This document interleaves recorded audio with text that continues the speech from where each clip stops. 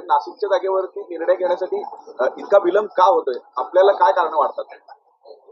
आता तो खरं म्हणजे हा प्रश्न ते वरिष्ठ नेते जे आहेत मुंबईतले महाराष्ट्राचे त्यांच्यासाठी आहे. मी काय सांगायचं नक्की काय असेल, काय कारण असेल.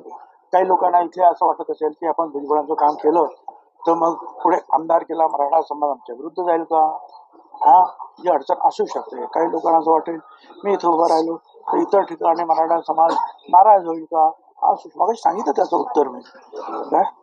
बरं, आणि मग हे तुम्हाला सांगितलं की खरं आहे की मराठा समाज जसा एक खरं म्हणजे मराठा समाजाच्या विरुद्ध मी कधी नव्हतो.